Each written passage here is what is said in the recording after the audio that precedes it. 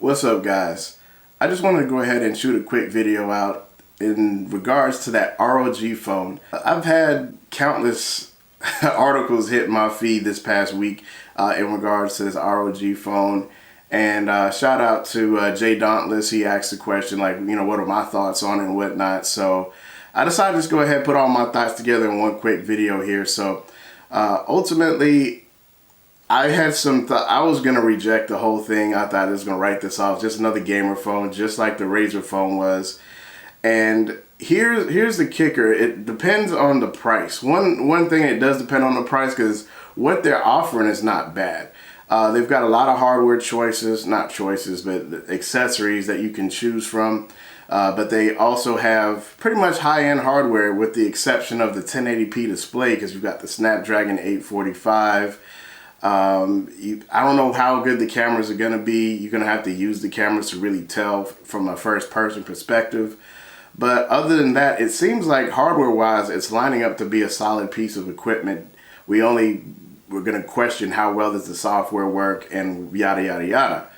But let's talk about the gaming aspect of this phone, like the whole market, the whole gaming market as far as mobile gaming is concerned. So the Razer phone, it had something going for it. It had good speakers. It had the refresh rate. Even though this phone only has 90 hertz, supposedly they say you can't discern the difference on such a small screen. But we're gonna see people still debate between 2K and 1080p displays. So for me personally, I think I can see the difference between 2K and 1080p. But with this ROG phone, people are talking about. The question is this going to be worth it? But right now we don't have a price, so we can't really tell. A lot of articles are sourcing the Nintendo Switch, and this is their competitor, and this is who they're trying to imitate. But the Nintendo Switch is $300. This phone is obviously not $300.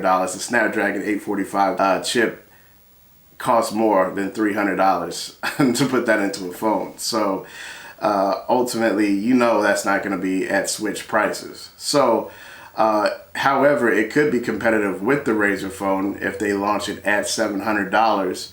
That would be maximum value because you'd be undercutting iPhone and Samsung and Google Pixel, all three of those, by launching a phone at $700, and you're giving more value. At first, I was thinking those things aren't necessary. You don't need the fan. You don't need the little clip-on fan. You don't need the vapor chamber cooling.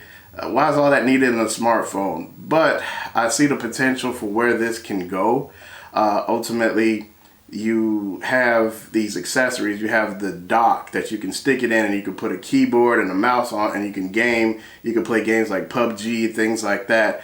I know these games aren't really what I would consider hardcore primetime games. They're hardcore for a phone, but they're not like the full actual versions that you would see on a console. At least they're not going to run at that peak performance that you would expect.